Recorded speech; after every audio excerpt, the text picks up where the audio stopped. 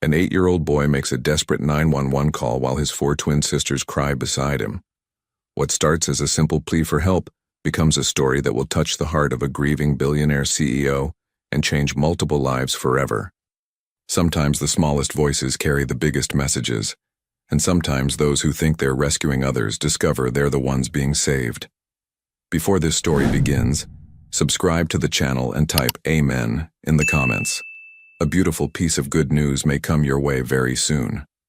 And don't forget to tell us where you're watching from. The afternoon sun streamed through the cracked window of the small 2-bedroom apartment in Queens, casting long shadows across the nearly empty living room. 8-year-old Lucas Turner sat cross-legged on the worn carpet, watching his 4 5-year-old sisters, Mia, Zoe, Ava, and Chloe, play with the same 3 dolls they'd had for over a year. Their blonde hair caught the light as they whispered to each other, creating elaborate stories to distract from the growing hunger in their bellies. The apartment told the story of a family doing their best with very little. The furniture was old but clean, arranged carefully to maximize the small space. Children's artwork covered one wall, crayon drawings of stick figures holding hands under bright yellow suns with "I love Mom" written in shaky letters. The carpet was threadbare in places but vacuumed, and every surface gleamed with the kind of cleanliness that came from someone who took pride in their home, regardless of its limitations. "Lucas, I'm hungry," Mia whispered, her bright blue eyes looking up at her big brother with the kind of trust that made his chest tight with responsibility. She was the most vocal of the quadruplets, always the first to voice what they were all feeling. "Me too," echoed Zoe, while Ava and Chloe nodded in unison, their identical faces wearing matching expressions of hope that somehow Lucas would fix everything, the way he always tried to. Despite being only 3 years older, Lucas had somehow become their protector, their problem solver, their source of comfort when Mom was working and the world felt too big and scary. Lucas glanced toward the kitchen, where he knew their mother Sarah was staring into the empty refrigerator again, probably counting the few dollars in her wallet for the 100th time today. Through the thin walls, he could hear her moving around, opening and closing cabinets in that desperate way people do when they're hoping food will magically appear. She'd been working double shifts at Mickey's Diner downtown, leaving before dawn and coming home after dark, her uniform stained with coffee and grease, her feet swollen in shoes that were wearing thin. The tips were getting smaller as the economy tightened, and the bills kept getting bigger. Rent, utilities, groceries, everything cost more every month, and Sarah's wages stayed the same. Their stepfather Derek had sent another package yesterday, expensive toys they couldn't eat, along with his usual note about keeping the girls happy, and a comment about how Sarah should manage her finances better. The irony wasn't lost on Lucas even at 8 years old.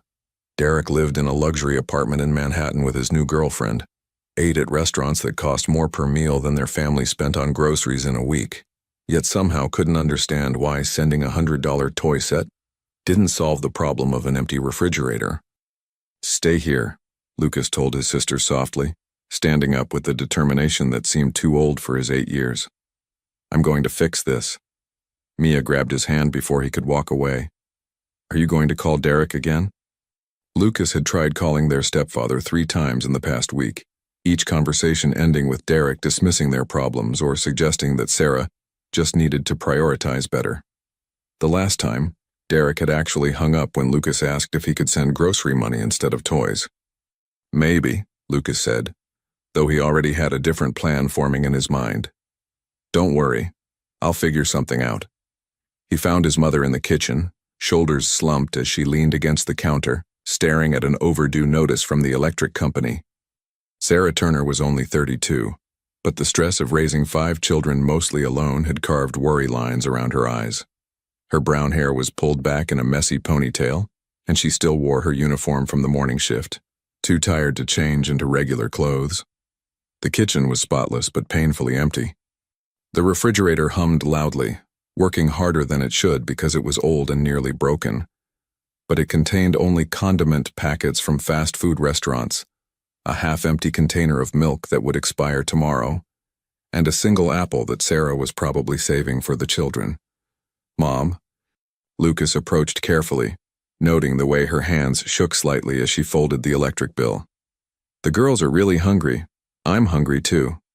Sarah's face crumpled for just a moment before she composed herself, the way she always did when she thought her children were watching. But Lucas saw everything. The tears she blinked back, the way her shoulders sagged with exhaustion, the defeated slump of her posture when she thought no one was looking. I know, baby. I'm trying to figure something out. Maybe I can pick up an extra shift tonight, but that means Mrs. Rodriguez downstairs would have to watch you all again, and I hate asking her so much. She has her own family to worry about. Mrs. Rodriguez was their elderly neighbor who'd been helping out when Sarah worked late, refusing payment she knew Sarah couldn't afford. The whole building looked out for the Turner family in small ways, sharing leftover meals, watching the children, offering hand-me-down clothes. It was the kind of community support that kept families afloat, but it couldn't solve the fundamental problem of not having enough money for basic necessities. You'll be gone again, Lucas finished, understanding more than she realized. At 8, he'd already learned that being the man of the house meant making hard decisions and seeing problems that adults sometimes missed. Mom, can I use your phone? What for, sweetheart? Lucas took a deep breath, his small hands clenched into fists at his sides. I'm going to call Derek. He needs to know we need food, not toys. Sarah started to protest, probably remembering how the last few conversations with Derek had gone, but something in her son's voice, a maturity that shouldn't have existed in someone so young, stopped her.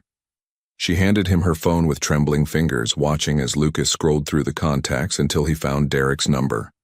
The phone rang once, twice, 3 times. In the living room, one of the twins started crying softly, a sound that made Lucas's jaw set with determination.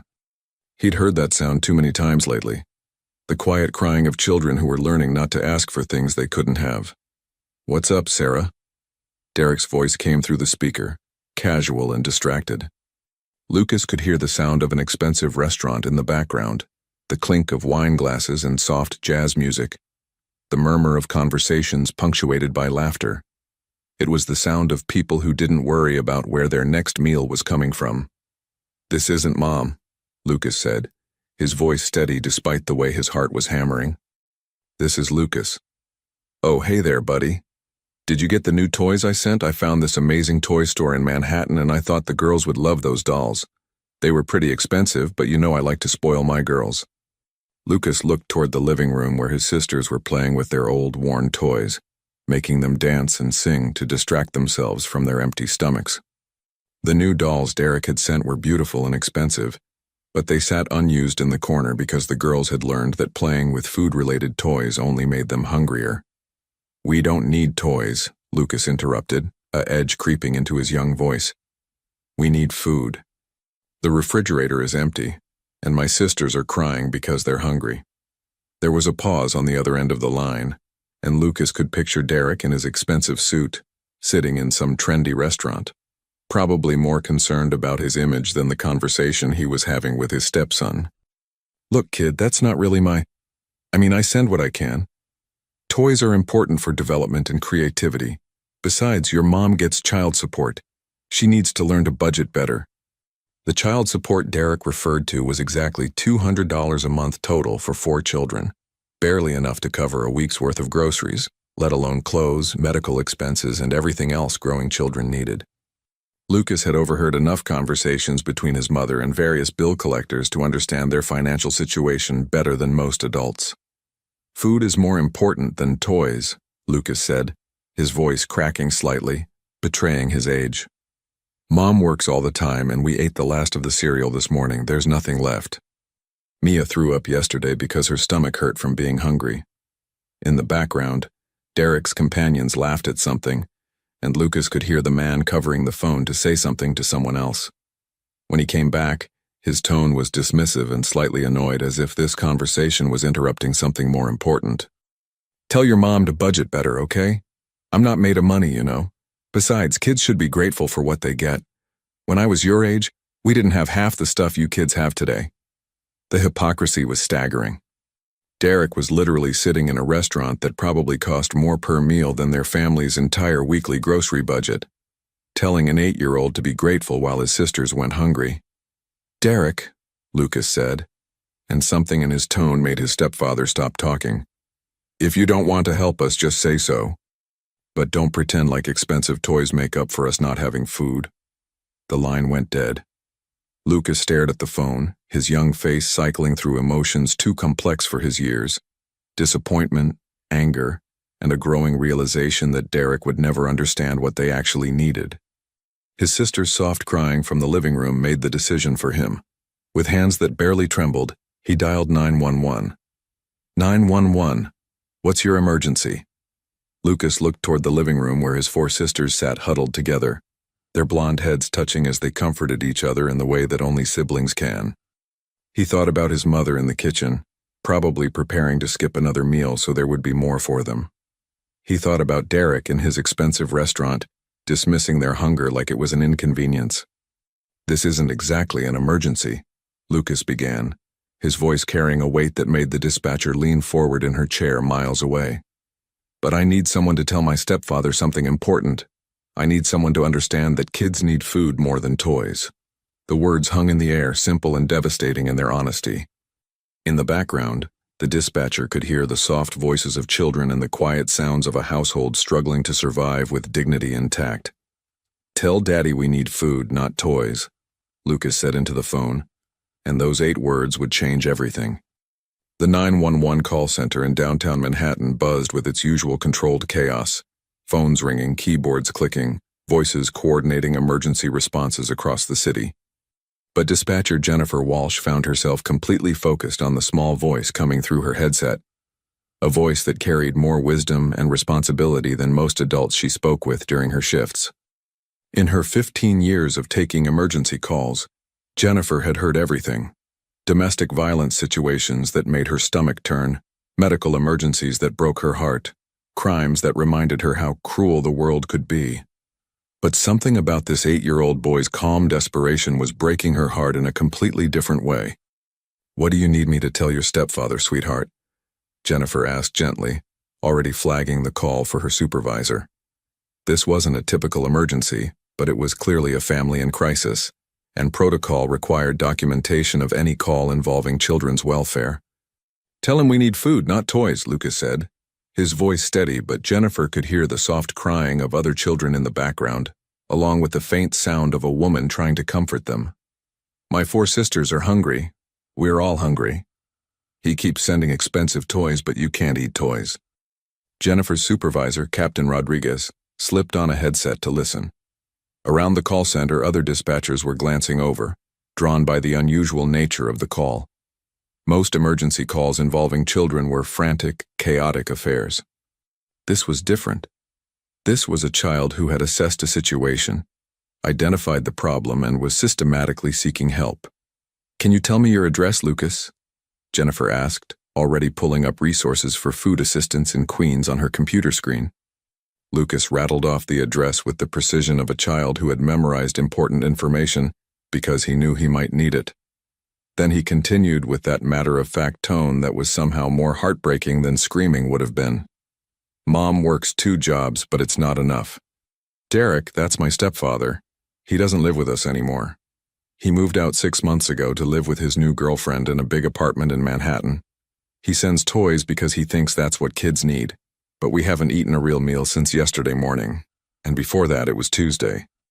The casual way Lucas mentioned going days without proper meals hit Jennifer like a physical blow. She'd grown up in a working-class family herself, and she remembered her own mother stretching every dollar, but they'd never gone hungry. "He sent a remote control car last week that cost $300, Lucas continued, his young voice taking on an edge of frustration. "That's more than our grocery money for a whole month, but he doesn't understand that we can't eat a toy car." In the background, Jennifer could hear a woman's voice. "Lucas, honey, who are you talking to?" "It's okay, Mom," Lucas called back, his voice immediately gentler. "I'm handling it." Captain Rodriguez shook his head in amazement. This kid was 8 years old and talking like he was running a household, which, from the sound of it, he essentially was. "Lucas," Jennifer said carefully, "is there any adult there who can come to the phone? Mom's here, but she's really sad and tired. She thinks she's failing us, but she's not. She works harder than anyone I know. She leaves before we wake up and comes home after we're supposed to be in bed. and her feet always hurt from standing all day at the diner. Lucas paused, and Jennifer could picture him struggling with how to explain adult problems with a child's vocabulary and understanding. Derek has lots of money, but he doesn't understand what we actually need. He thinks being a dad means buying things. But we don't need things, we need food. We need him to care about whether we're okay. The pain in that statement was profound. This wasn't just about hunger, this was about a child who understood that his stepfather's expensive gifts were actually a form of abandonment, a way of avoiding real responsibility. What Jennifer didn't know was that this call was being recorded and flagged by the system for review, and that within an hour, it would make its way to someone who could actually do something about it. 3 miles away in his corner office on the 47th floor of a gleaming Manhattan skyscraper, billionaire CEO William Sterling was having the worst day of what had been the worst few months of his life. At 40 years old, he'd built Sterling Financial Group into one of the most respected investment firms in the country, managing billions in assets and employing over 3,000 people. His success story was the kind that business magazines loved to feature. The poor kid from Queens who'd worked his way through college, started with nothing, and built an empire through intelligence, determination, and strategic risk-taking. But none of that success mattered anymore. 3 months ago, his wife Catherine had died during an emergency C-section, a routine delivery that had gone catastrophically wrong due to a rare complication that couldn't have been predicted or prevented. She'd lived long enough to hold their daughter Lily once, long enough to tell William she loved him. And then she was gone, leaving him with a grief so profound it felt like drowning. The corner office that had once felt like a throne room now felt like a prison. Floor-to-ceiling windows offered a spectacular view of Manhattan, but William spent most of his time staring at his desk, unable to concentrate on the financial reports and investment strategies that had once consumed his attention. His assistant had been fielding calls and rescheduling meetings for weeks, watching helplessly as one of the most dynamic executives she'd ever worked with retreated further into himself each day. William's younger brother Marcus, a successful businessman in his own right but operating on a much smaller scale than William's empire, sat across from the massive mahogany desk that had belonged to their father. Marcus ran a boutique security consulting firm that served high-end clients, and while he was financially comfortable, he'd never achieved the stratospheric success that William had reached. "You need to eat something," Marcus said for the 3rd time that day, eyeing the untouched sandwich and coffee that had been sitting on William's desk since morning. "And when's the last time you went home to see Lily? The nanny said you haven't been there in 2 days. William didn't turn around from where he stood at the window, his reflection ghost-like in the glass. Below, the city buzzed with activity. People rushing to meetings, living their lives, moving forward. He envied them their normalcy, their ability to exist in a world where tragedy wasn't lurking around every corner. "She's better off without me right now," William said, his voice hollow. "I can't even look at her without seeing Catherine. Every time I hold her, I remember that Catherine died bringing her into the world, and I—" He trailed off, unable to finish the sentence. The guilt was irrational and he knew it, but knowing something intellectually and feeling it emotionally were two different things. Every time he looked at his beautiful daughter, he was reminded of what he'd lost, and the joy he should have felt at being a father was overshadowed by grief so intense it physically hurt. Marcus stood up, frustration and concern warring in his voice. "Catherine wouldn't want this. She'd want you to be there for Lily, to be the father she dreamed you'd be. You're not honoring her memory by disappearing into your grief." "Don't." William's voice was sharp enough to cut glass. "Don't tell me what she'd want. She's gone, Marcus." "And I couldn't save her. All this money, all this power, all these connections, and I couldn't save the one person who mattered most." That's when Marcus's phone buzzed with a call from his friend Tony Rodriguez, a captain in the NYPD who sometimes consulted with Marcus's security firm on cases involving corporate executives who'd received threats. "Marcus, I've got something here I think you need to hear. We just got a 911 call it's breaking everyone's heart down here. Kid's 8 years old, calling because his family's hungry and his stepfather won't help. But it's not what you think. This isn't about abuse or neglect from the mother. This is about a kid who's trying to be the man of the house because the adult who should be helping doesn't understand what family really means." Marcus glanced at his brother, who was still staring out the window, lost in his own pain. "Why are you calling me about this, Tony?" "Because sometimes people with resources need to hear about people who actually need them. And because I've listened to this call 3 times now, and if it doesn't make someone want to help, they don't have a soul. This kid, he's not asking for charity or pity. He's asking for someone to understand what his family actually needs." Tony paused, then continued. "There's something else. The stepfather this kid is trying to reach, he's living in Manhattan, spending money on expensive toys while these kids go hungry. Sometimes the people who have the least show us what having the most should actually mean." "Send it to me," Marcus said quietly, an idea beginning to form. "Send me everything, the recording, the address, any follow-up information." As Marcus hung up, William finally turned around. "What was that about?" "A story," Marcus said carefully, "about a kid who's trying to take care of his family because the adults in his life are failing him. But he's not giving up and he's not asking for pity. He's just asking for someone to understand what his family actually needs." William's expression didn't change, but something flickered in his eyes. The first spark of interest Marcus had seen in months. "There's something else," Marcus continued, pulling up the audio file on his phone. "This kid reminds me of you when Dad died, remember? You were only 10, but you tried to take care of everything. You tried to be the man of the house, tried to make sure Mom was okay, tried to solve problems that weren't yours to solve." For the first time in weeks, William's attention was fully focused on something other than his own grief. "Play it," he said quietly. As Lucas's young voice filled the opulent office talking about empty refrigerators and hungry sisters, about toys that couldn't fill empty stomachs, and a mother who worked herself to exhaustion, William felt something crack open in his chest. It wasn't healing, not yet, but it was the first time since Catherine's death that his pain had made room for someone else's. The recording played for several minutes, Lucas's mature assessment of his family's situation contrasting sharply with his young voice. When it ended, the office fell silent except for the soft hum of the air conditioning and the distant sounds of city traffic far below. "Where are they?" William asked, and Marcus noticed his brother's voice carried the first note of determination he'd heard in months. "Queens, about 30 minutes from here, depending on traffic." William was already reaching for his coat, moving with purpose for the first time since the funeral. "Let's go." I need to see this for myself." William's voice carried an intensity that Marcus recognized from the old days, when his brother would identify a problem and refuse to rest until he'd found a solution. This kid made a 911 call asking for help feeding his family, and his stepfather is somewhere in Manhattan eating in expensive restaurants while children go hungry. Someone needs to do something. Marcus didn't argue.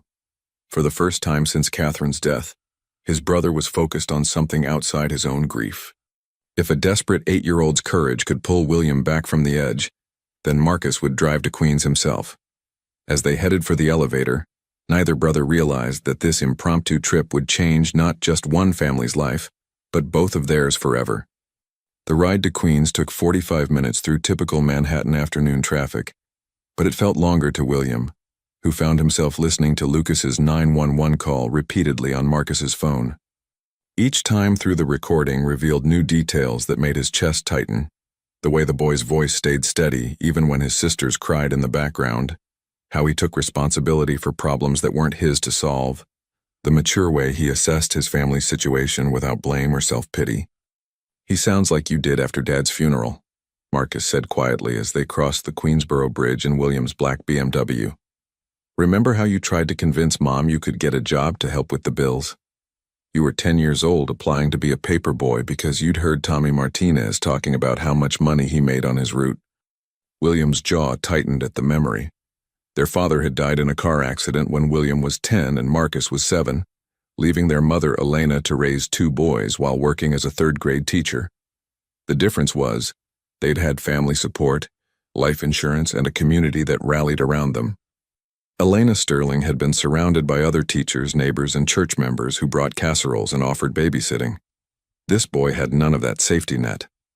"Mom cried when you brought her that crumpled dollar bill you'd found on the playground," Marcus continued, watching his brother's profile.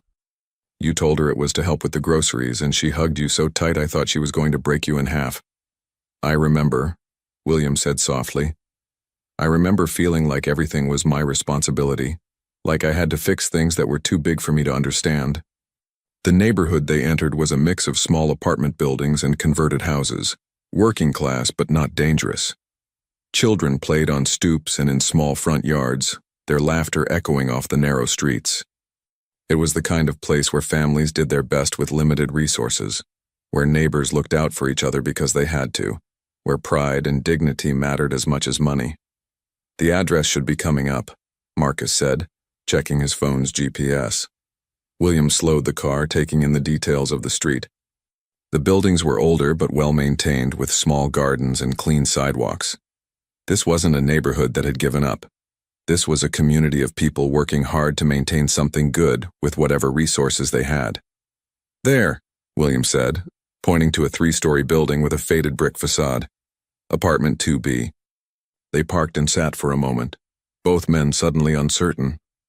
William had built his fortune making calculated business decisions, analyzing market trends, managing risk and reward. But this wasn't business. This was about a child who'd made a desperate phone call and somehow reached through the static of urban indifference to touch something William thought he'd lost forever. What's the plan here? Marcus asked. We can't just show up and throw money at them. That would be insulting, and from what we heard on that call, this family has pride. William looked up at the building, noting the clean but worn entrance, the carefully tended small garden by the front steps where someone had planted marigolds in old coffee cans. Everything spoke of people who cared about their environment despite limited resources. We start by listening, he said finally. That kid called 911 because no one else was listening to what his family actually needed. The least we can do is hear their story. The building's front door was propped open to let in the afternoon breeze. They climbed the narrow stairs to the second floor, noting the well-swept hallways and the sound of families living their lives behind thin doors, a television playing cartoons, someone cooking dinner that smelled like onions and garlic, a baby crying briefly before being comforted. Apartment 2B sat at the end of a hallway that smelled like cleaning supplies and the mixed aromas of different cultures cooking their traditional foods. Before William could knock, they heard voices through the thin door. A woman's voice, tired but infinitely gentle, and the higher voices of children. Lucas, baby, you can't call 911 unless it's a real emergency, Sarah was saying, her voice carrying the patient tone of a mother who was trying to explain something complicated to a child who was too young to fully understand. It felt like an emergency to me, came Lucas's response, that same steady tone from the recording. Mia threw up because her stomach hurt from being empty. That seems pretty emergency-like. Oh, sweetheart. Sarah's voice broke slightly, and William could hear the sound of someone trying not to cry in front of children. Through the door, they could hear the soft voices of little girls, one of them saying, "Is Lucas in trouble for using the phone?" "No, baby," Sarah replied. Lucas was trying to help. He's never in trouble for trying to help. William and Marcus exchanged a look. Whatever they'd expected to find, it wasn't this. A mother clearly doing her best with impossible circumstances, and a child who'd made an adult decision because the adults who were supposed to help had failed him. William knocked gently on the door. The voices inside stopped abruptly. After a moment, footsteps approached the door and a woman's voice called out, "Who is it?" "My name is William Sterling," he said, then paused, realizing how that might sound to someone who might be afraid of official visitors. "I'm here about Lucas's phone call. I'm not from any government agency. I just heard about what happened and wanted to see if I could help." The door opened slowly, revealing a young woman with tired eyes and work-worn hands. Sarah Turner looked exactly like what she was, a mother holding everything together through sheer force of will. She was smaller than William had expected, maybe 5'4", with brown hair pulled back in a messy ponytail, and wearing a uniform from Mickey's Diner that was clean, but showed the wear of too many double shifts. At 32, she carried herself with the quiet strength of someone who'd learned to handle whatever life threw at her. Behind her, William could see 4 identical blonde girls peering around the corner with the cautious curiosity of children who'd learned to be wary of strangers. And standing protectively in front of them, a small boy with serious blue eyes and shoulders set like he was ready to face whatever came through that door. "Are you from social services?" Sarah asked, her voice carefully controlled, but William could hear the fear underneath. This was clearly a woman who'd had to deal with officials before, who knew that sometimes help came with strings attached that could tear families apart. "No," William said quickly, raising his hand slightly to show he meant no threat. "I'm not here to take anyone anywhere or to investigate anything. I heard about Lucas's call and He paused, suddenly realizing how surreal this situation was. "I wanted to see if there was anything I could do to help." Lucas stepped forward, studying William with the kind of direct gaze that most adults found unsettling in children. There was something old in those young eyes, a wisdom born from having to grow up too fast. "You're the one they told about our call?" Lucas asked, his voice carrying the same measured tone they'd heard in the recording. "Yes." "Good." Lucas's small shoulders relaxed slightly, but he remained positioned between his family and these strangers. Someone needed to listen. Sarah looked between William, Marcus, and her son, clearly trying to process what was happening. "I'm sorry about the call. Lucas shouldn't have bothered anyone with our problems. We'll figure things out on our own." "He shouldn't have had to make that call," William said gently. "Can we come in?" "I'd like to hear more about your situation if you're comfortable with that." After a moment's hesitation, Sarah stepped aside. The apartment was small but spotlessly clean, with furniture that had seen better days but was obviously cared for. Children's artwork covered one wall, crayon drawings of families and houses and animals with "I love Mom" written in various shaky hands. Despite the obvious financial constraints, it felt like a home where love lived, even if money didn't. The four girls, Mia, Zoe, Ava, and Chloe, remained clustered together, their identical faces showing the same cautious curiosity. William noticed they were thin, but not malnourished, and their clothes were clean and carefully mended. These were children who were loved and cared for even if they didn't have everything they needed. "Mister," Lucas said, settling cross-legged on the floor in front of his sisters like a small guardian. "Are you here to help, or are you here to judge? Because if you're here to judge, you can leave now. Mom works harder than anyone." The directness of it hit William like a physical blow. This 8-year-old was protecting his family with the fierceness of a grown man, ready to throw out visitors who might criticize the mother he clearly adored. "I'm here to help," William said, and meant it more than he'd meant anything in months. "And you're right about your mom. Anyone can see she works hard." Sarah sank into a chair that had probably been purchased secondhand, but was covered with a carefully mended slipcover.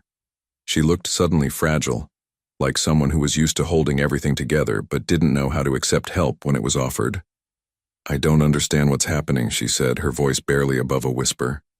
"Who are you? Why would you come here? People don't just show up to help strangers."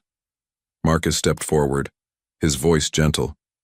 "My brother lost his wife a few months ago. He's been struggling. Your son's call reminded him that sometimes we all need help and sometimes we're in a position to give it." "I don't want charity," Sarah said quickly, lifting her chin with the same stubborn pride William had seen in Lucas. "We're not looking for handouts. I work. I pay my bills. Sometimes it's not enough, but that doesn't mean we need charity." "It's not charity," William said, sitting down on the floor so he was at Lucas's eye level. Up close, he could see that the boy's clothes were clean but worn, that his shoes were held together with duct tape, that he had the kind of quiet confidence that came from having to be responsible for things beyond his years. "Your son made a very smart phone call," William continued. "He identified a problem and asked for help solving it." "That's not charity, that's problem solving." Lucas tilted his head, considering this perspective. "What kind of help?"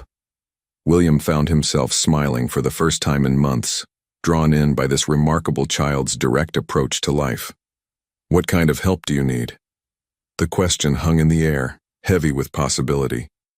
In the corner, one of the twins whispered something to her sister, and they both giggled softly. The first sound of pure childhood joy William had heard since entering the apartment. Sarah looked at her children, then at these two strange men who'd appeared at her door like something out of a fairy tale, and for the first time in months, allowed herself to hope that maybe, just maybe, Someone was finally listening to what they actually needed. The silence that followed William's question stretched for several heartbeats, filled with the weight of possibility and the careful consideration of people who had learned not to trust too easily. Lucas studied William's face with the intensity of someone much older, looking for signs of deception or condescension, the kind of false promises that adults sometimes made to children when they wanted to feel better about themselves without actually helping. "Food," Lucas said finally, his voice matter-of-fact. "We need groceries. Real groceries, not just peanut butter and bread. Milk that doesn't expire tomorrow. Vegetables that aren't wilted. Meat that we can cook for dinner." He paused, glancing at his mother, who was watching this exchange with a mixture of hope and terror. "And Mom needs to not work so many shifts that she falls asleep standing up. She needs to be able to stay home sometimes and just be our mom." Sarah's eyes filled with tears. She quickly blinked away. "Lucas, honey, these men don't need to hear about—" "Yes, we do," William interrupted gently. "We absolutely need to hear about it." Marcus pulled out his phone and began typing notes. As someone who'd built his business on understanding people's security needs, he'd learned to listen for the details that mattered most. "What else, Lucas?" The boy considered carefully. "The electricity bill. Mom's scared they're going to turn it off next week. And our car needs new tires. Mom drives to work on tires that are so bald you can see the metal, but she can't afford new ones." Each item Lucas mentioned was practical, immediate, and spoke to a family living on the edge of crisis. These weren't luxury requests or even middle-class concerns. These were the basic necessities that most people took for granted. "And Derek?" William asked carefully. "What would you want him to understand?" Lucas's expression hardened slightly, showing the first real anger William had seen from him. "I want him to understand that being a father isn't about sending expensive toys to make yourself feel better. It's about making sure your kids have what they need. It's about caring whether they're hungry or scared or worried about their mom." The mature insight was startling. This 8-year-old had articulated something that many adults struggled to understand about parental responsibility. "He lives in a fancy apartment in Manhattan with his new girlfriend," Lucas continued, his voice taking on that edge again. "He posts pictures on social media of expensive dinners and weekend trips. But he sends us toys instead of grocery money and tells Mom she needs to budget better." Sarah shifted uncomfortably. "Lucas, you shouldn't talk about Derek that way." "Why not?" Lucas turned to his mother, his young voice passionate but respectful. "Mom, he has money for everything except us. He has money for a new car, for fancy restaurants, for vacations with his girlfriend. But when you asked him to help with groceries last month, he said you were financially irresponsible." The pain in Sarah's face was evident. This was clearly a source of ongoing tension and hurt, the kind of betrayal that cut deep because it came from someone who was supposed to care. William found himself thinking about his own relationship with Lily, his 3-month-old daughter who was home with the nanny while he sat in offices and avoided the responsibility of actually being her father. The parallel wasn't exact, but it was close enough to make him uncomfortable. "Can I ask you something, Lucas?" William said. "Yes. What do you want to be when you grow up?" Lucas didn't hesitate. "Rich enough to help people like us." The simple honesty of it hit William harder than any business presentation or financial report ever had. This child wasn't dreaming of fame or adventure.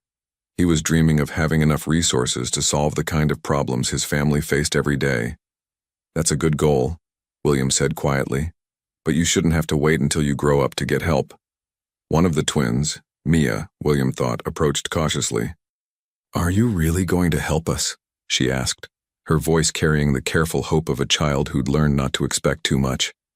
"Yes," William said, and felt something shift inside his chest as he made the promise. "But I want to do it right. I don't want to just throw money at the problem and walk away. I want to understand what would actually help your family." Sarah spoke up, her voice shaky. "I don't know how to accept help. I've been doing everything on my own for so long. I don't even know where to start." "You start by letting us help," Marcus said gently, "and by trusting that we're not here to judge or take over. We're here because your son made a phone call that reminded us what really matters." William stood up, decision crystallizing in his mind. "Sarah, I want to propose something." Instead of just giving you money, I want to offer you a job." Sarah blinked in surprise. "A job? I run a large company. We're always looking for good people, and anyone who can raise 5 children while working multiple jobs has organizational and time management skills that most executives would envy." "I don't have a college degree," Sarah said quickly. "I never finished." "I don't care about degrees," William interrupted. "I care about character, work ethic, and intelligence. You clearly have all 3. Lucas looked between William and his mother, his young mind working through the implications. "What kind of job?" "We'll figure that out together," William said. "Something that pays well enough that your mom doesn't have to work double shifts. Something with benefits including health insurance for all of you." Sarah's hand went to her mouth. "Health insurance," she whispered. "Do you know how long it's been since we had health insurance?" The weight of that statement settled over the room. Here was a family where children went to school with fevers because their mother couldn't afford to take time off work to stay home with them, where minor injuries were treated at home because emergency rooms meant bills they couldn't pay. "That's just the beginning," William continued, the plan forming as he spoke. "I want to set up an education fund for all 5 children. I want to make sure Lucas and his sisters have every opportunity they should have." "Why?" Sarah asked, tears flowing freely now. "Why would you do this for us? You don't even know us." William looked at Lucas, who was watching this exchange with the careful attention of someone who understood that his life was about to change dramatically. "Because your son reminded me what it means to be responsible for someone else's welfare," William said. "And because sometimes the people who need help the most are the ones who deserve it the most." Marcus stepped forward. "There's something else we should discuss." "Derek?" Lucas's expression hardened again. "What about him?" "Maybe it's time someone had a conversation with him about what real responsibility looks like," Marcus said. "Someone who can speak his language." "What do you mean?" Sarah asked. William's smile had a sharp edge. "I mean that Derek is about to learn what it feels like when someone with actual resources decides to pay attention to his behavior." The implications hung in the air. Derek had been able to ignore his responsibilities because there had been no consequences, no one with the power to hold him accountable.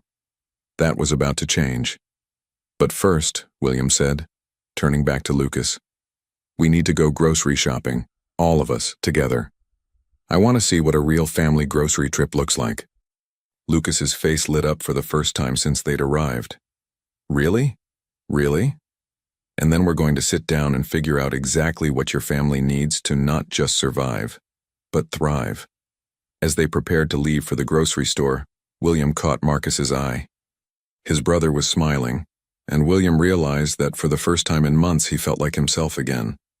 Not the grieving widower who couldn't face his own daughter, but the man who'd built an empire by identifying problems and creating solutions. Lucas grabbed his hand as they headed for the door.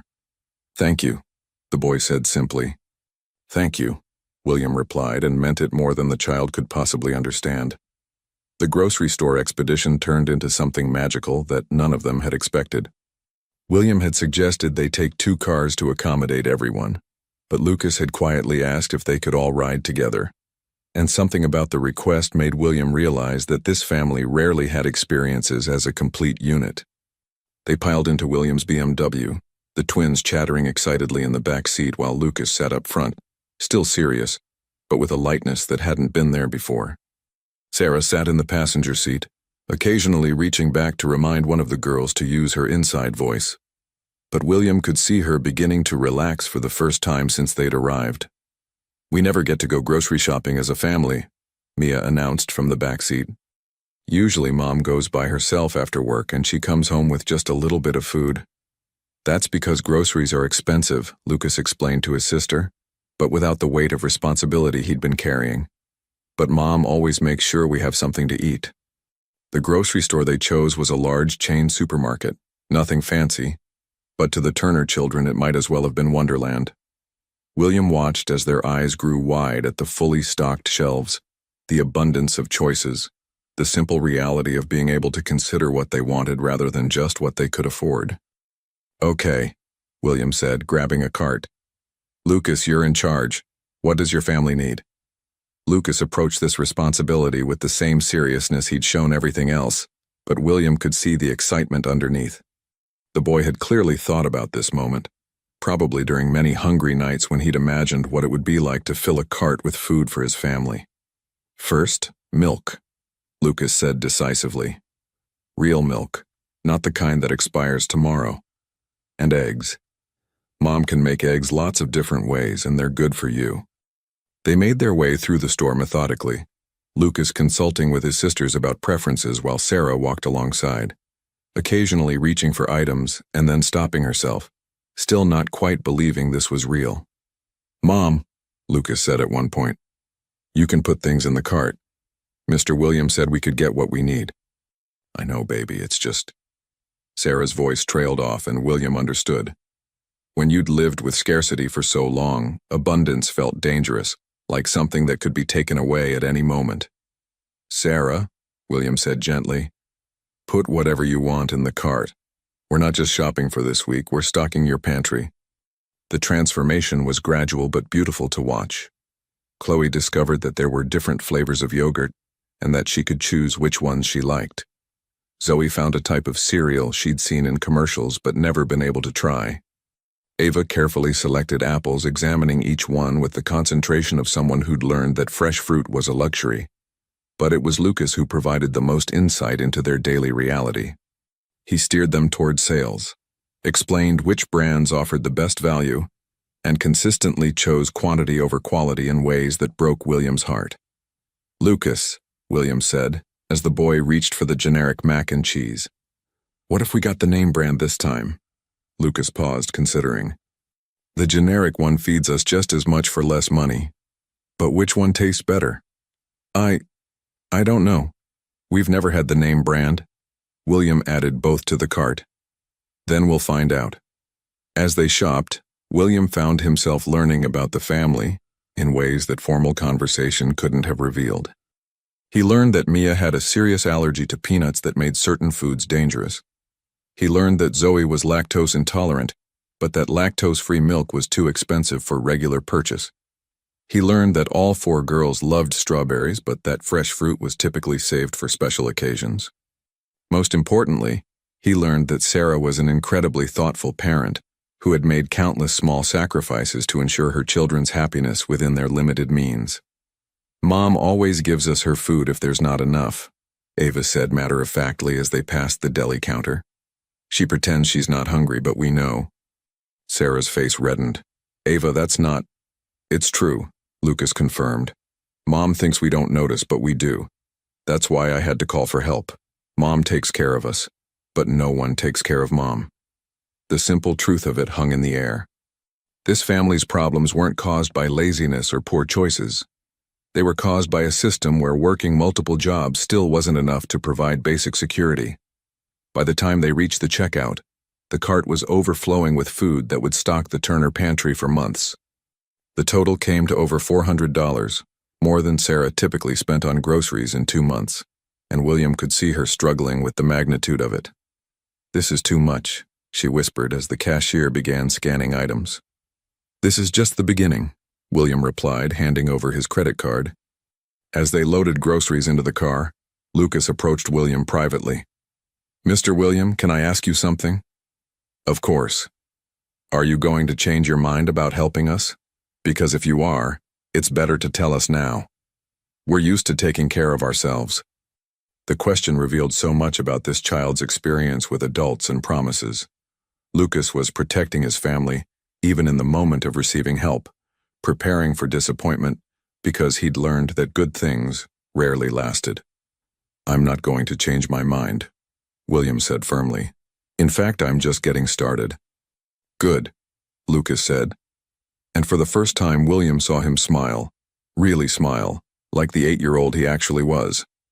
When they arrived back at the apartment, the process of putting away groceries became a celebration. The twins exclaimed over every item as if they were unwrapping presents, while Lucas organized everything with the efficiency of someone who'd learned to maximize limited storage space. Look how full our refrigerator is, Mia announced, and the pure joy in her voice made William's chest tight with emotion. As evening approached, Sarah prepared dinner, A real dinner with fresh vegetables and enough protein for everyone, while the children showed William and Marcus their homework and their artwork and the thousand small things that made up their daily lives. It was during this domestic interlude that William's phone rang. The caller ID showed Derek's name, and William felt his expression harden. "Sarah," he said. "Derek's calling my phone." The room fell silent. Apparently, Derek had gotten William's number somehow and wanted to know exactly who was interfering with his family. "Let me talk to him," Lucas said, his young voice taking on that edge again. "No," William said, accepting the call. "Let me. Who the hell is this?" Derek's voice came through the speaker, aggressive and demanding. "And what gives you the right to show up at my family's apartment?" "This is William Sterling," William said calmly. "And I'm here because an 8-year-old boy called 911 asking for help feeding his family. Something you apparently can't be bothered with. That's none of your business. It became my business when a child had to call emergency services because the adult who should be supporting him was too selfish to understand what children actually need." The conversation that followed would change everything, but in ways that none of them could have predicted. Derek's voice came through the phone with the kind of bluster that William recognized from years of dealing with entitled businessmen who'd never been truly challenged. "Look, buddy, I don't know who you think you are, but you need to stay out of family business that doesn't concern you." William activated the speakerphone so everyone could hear, his voice remaining calm but carrying an undertone of steel that made Marcus straighten up. "Family business? Is that what you call sending toys to hungry children while you post pictures of $100 dinners on social media? I support those kids. $200 a month total for 4 children isn't support," William interrupted, his voice cutting through Derek's protests. "That's barely grocery money for a week, and you know it." Lucas stepped closer to the phone, his young face set with determination. "Derek, this is Lucas. Lucas, buddy, you don't understand grown-up things. I understand that you spent $300 on a toy car for us, but won't send $50 for groceries. I understand that you live in a fancy apartment while we eat peanut butter sandwiches for dinner. And I understand that you think being a dad means buying things instead of actually caring." The silence on the other end of the line stretched for several heartbeats. When Derek spoke again, his tone had shifted to something defensive and uncomfortable. "Life is complicated, kid. When you're older—" "When I'm older, I'm going to be nothing like you," Lucas said, with the kind of quiet conviction that made the adults in the room exchange glances. "When I'm older, if I have kids, they're never going to wonder if I care about them." William felt something profound shift in his own understanding as he listened to this exchange. Here was an 8-year-old boy demonstrating more emotional maturity and moral clarity than many adults he knew. And suddenly, William was thinking about his own daughter Lily, sitting at home with a nanny while he avoided the responsibility of actually being her father. "Derek," William said, taking control of the conversation, "here's what's going to happen. I'm going to ensure that Sarah and these children have everything they need. And you're going to stop pretending that expensive toys make up for actual support. You can't just, actually I can. You see, Derek, while we were at the grocery store, I had my assistant run a background check on you. Standard procedure when I'm considering helping a family. You work for Meridian Financial, don't you? Middle management, decent salary, nothing spectacular but comfortable." The silence on the other end told William everything he needed to know. During the grocery shopping, Derek had apparently looked up William online after Sarah mentioned his name, discovering his wealth and influence. "How did you get my number?" William asked calmly. "I have my ways," Derek replied defensively. "And I want to know what gives you the right—" "Meridian Financial does a lot of business with Sterling Financial Group," William continued, his voice taking on the tone he used in boardroom negotiations. "In fact, we're currently considering several partnerships that could significantly impact their quarterly performance." "Are you threatening me?" "I'm explaining reality to you. The reality is that your behavior toward this family is about to have consequences. The reality is that someone is finally paying attention to how you treat the children you're supposed to support." Sarah stepped forward, her voice stronger than it had been all day. "Derek, you don't have to be involved if you don't want to, but you can't keep pretending to care while doing nothing that actually helps." "Sarah, I do care." "No, you don't. Lucas interrupted, his voice carrying a finality that was startling in someone so young. If you cared, you would have listened when I called you today. If you cared, you would know that Mia is allergic to peanuts and Zoe can't have regular milk. If you cared, you would know that Mom cries at night when she thinks we're asleep because she's scared she can't take care of us. The raw honesty of it silenced everyone in the room. Even Derek seemed to have no response to such direct truth from a child who'd clearly been paying attention to far more than any 8-year-old should have to. William looked around the apartment, at Sarah wiping tears from her eyes, at the 4 little girls watching their brother defend their family, at Lucas standing like a young warrior protecting everyone he loved. And suddenly, he understood something that had been eluding him for months. "Derek," William said quietly, "this conversation is over. You can either step up and actually support this family, or you can step aside and let someone else do it. But the days of expensive toys and empty promises are finished. You can't just—" William ended the call. The room fell silent for a moment, the weight of what had just happened settling over everyone. Then Mia spoke up, her 5-year-old voice cutting through the tension. "Does this mean we don't have to worry about food anymore?" William knelt down so he was at her eye level. "It means you never have to worry about food again. What about Mom working all the time? Your mom is going to have a new job, one that pays better and has normal hours so she can be home with you more. What about Lucas having to take care of everything?" William looked at Lucas, who was watching this exchange with cautious hope. "Lucas gets to be 8 years old. He gets to play and learn and not worry about grown-up problems." But it was Sarah who asked the question that mattered most. "Why? Why are you doing all of this for us?" William was quiet for a long moment, thinking about his daughter Lily waiting at home, about the months he'd spent drowning in grief instead of embracing the gift of fatherhood, about the lesson this remarkable family had taught him about what really mattered. "Because your son's phone call reminded me what it means to be responsible for someone else's welfare. Because watching all of you today showed me what a real family looks like. And because—" He paused, his voice catching slightly. "Because I have a 3-month-old daughter at home who deserves to have a father who understands what you understand. That love isn't about expensive gifts or good intentions. It's about showing up every day and making sure the people you care about have what they need." Marcus stepped forward, understanding dawning on his face. "Will, you need to go home to Lily." "Yes," William said, standing up. "I do. But first, we need to make some arrangements." Over the following week, William made phone calls that would change the Turner family's life forever. He arranged for Sarah to start work the following Monday as an administrative coordinator at Sterling Financial Group, with a salary that would allow her to work normal hours while providing excellent benefits. He set up education funds for all 5 children that would ensure they could attend any college they wanted. He arranged for a reliable car to replace Sarah's dying vehicle and for the family to move to a larger apartment in a better neighborhood. As William made these calls, each one representing a life-changing opportunity for the Turner family, he found himself experiencing something he hadn't felt since Catherine's death: purpose. Each arrangement he made, each problem he solved, reminded him of why he'd built his company in the first place, not just to accumulate wealth, but to have the resources to make a real difference in people's lives. "The apartment I'm arranging for you," William explained to Sarah as he hung up from a call with a property management company. "It's in a great neighborhood with excellent schools. 3 bedrooms, so Lucas can have his own space, and the girls can share 2 rooms instead of all being cramped together." Sarah's eyes filled with tears again. "I don't know how to thank you." "You don't need to thank me," William replied. "You've already given me more than you know." While William made arrangements, Lucas had been quietly organizing the groceries they'd purchased, creating a system that maximized their small kitchen space. But William noticed that the boy kept glancing toward the window, a thoughtful expression on his young face. "What are you thinking about, Lucas?" William asked.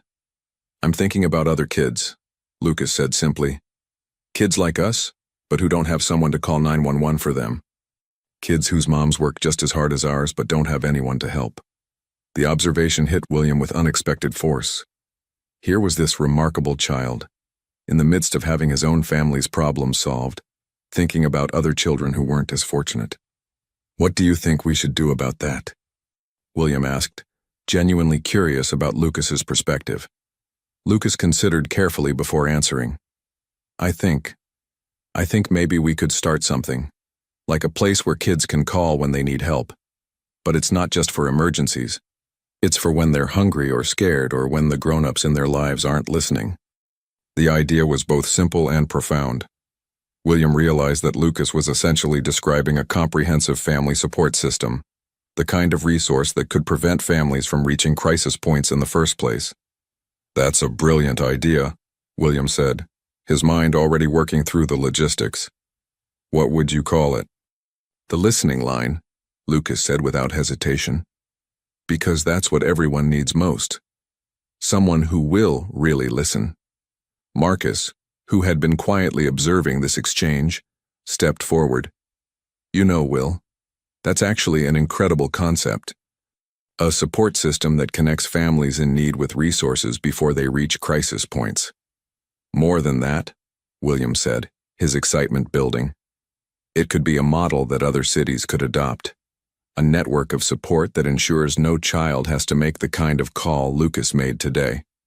Sarah looked up from where she was helping the girls sort through their new groceries. You would really do that? Create something like that? We would do that, William corrected. Lucas had the idea, and frankly, who better to help design a system for helping families than someone who understands exactly what families need? The implications of what William was suggesting began to sink in. Not only was he offering to transform the Turner family's immediate circumstances, but he was proposing to use Lucas's insight and experience to help countless other families facing similar struggles. But I'm just a kid, Lucas said, though William could see the spark of interest in his eyes. You're a kid who made a 911 call that changed everything, William replied. You're a kid who understands problems that most adults miss. You're exactly the kind of consultant we need. As the evening progressed, they began sketching out what the listening line might look like. Lucas contributed ideas with the practical wisdom of someone who'd lived the problems they were trying to solve, while William and Marcus provided the business and logistical framework to make the vision reality. We could have different kinds of help, Lucas suggested. Like if a family needs food, we connect them with grocery programs. If kids need help with homework because their parents are working, we connect them with tutors. If someone's car breaks down and they can't get to work, we help with that too. Holistic family support, Marcus said, taking notes. Not just addressing symptoms, but looking at the whole picture of what families need to thrive. And we could train the people who answer the phones to really listen, Lucas added. Not just to solve problems, but to understand what people are really asking for. William felt something stirring in his chest that he recognized as the feeling he'd had when he first started his company. The excitement of building something that could make a real difference in the world. But this was different from his previous business ventures. This wasn't about profit or market dominance. This was about using success to create meaningful change. As they talked, the four girls gradually joined the conversation, each contributing their own perspectives on what would have helped their family. Mia talked about how scary it was when Mom had to work late and they didn't know when she'd be home. Zoe mentioned how embarrassing it was to be hungry at school when other kids had lunch. Ava and Chloe, speaking in the way that twins sometimes do, finishing each other's sentences, talked about wishing there was someone to help Mom so she wouldn't be so tired all the time. Their insights were heartbreaking and invaluable, providing a child's perspective on family stress that most adult-designed support systems missed entirely. You know what this means, don't you? William said to Lucas as the planning session began winding down. It means you're going to be busier than just being 8 years old. It means you're going to be helping other families, too. Lucas considered this seriously. Will I still have time to be a kid? Absolutely, William assured him. In fact, being a kid is going to be the most important part of your job.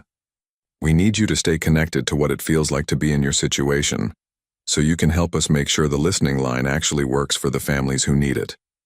As they prepared to leave, William realized that the transformation he'd witnessed that day went far beyond just one family's financial situation. He'd watched a mother rediscover hope, seen 4 little girls experience security for the first time in their lives, and observed an 8-year-old boy teach adults about responsibility and compassion. But most importantly, he learned something from Lucas that would change his own life forever. "Mr. William," Lucas said as the evening was winding down, "can I tell you something?" "Of course. Being rich isn't about having money. It's about having enough to help people who need it. And being a good dad isn't about buying things. It's about being there when your kids need you." The wisdom in those words, coming from an 8-year-old who'd spent the day teaching adults about responsibility and love, hit William like a revelation. "You're right," William said quietly. "And I think it's time I went home to my daughter." As they prepared to leave, Lucas hugged William tightly. "Thank you for listening to me. Thank you for teaching me what it means to be a father," William replied. But before they left, William had one more surprise. He pulled out his phone and made a call to his assistant.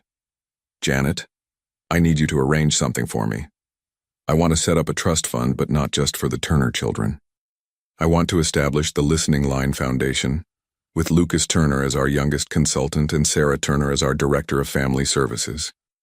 The phone call that followed established not just a new nonprofit organization, but a new model for how successful people could use their resources to create systemic change rather than just charitable band-aids. 3 months later, William would walk Lucas down the aisle at his mother's wedding. Not to Derek, who had disappeared from their lives entirely, but to a kind man named Robert, who understood that being a stepfather meant showing up for little league games and parent-teacher conferences, not just special occasions. Robert, as it turned out, was a social worker who brought his own expertise to the Listening Line, helping to expand their services and reach. 6 months after that first 911 call, the Listening Line had helped over 500 families across 3 cities, with plans to expand nationally. Lucas, still 8 years old but now with his own business cards identifying him as youth consultant, regularly spoke at conferences about what families really needed, his insights helping to reshape how social services approached family support.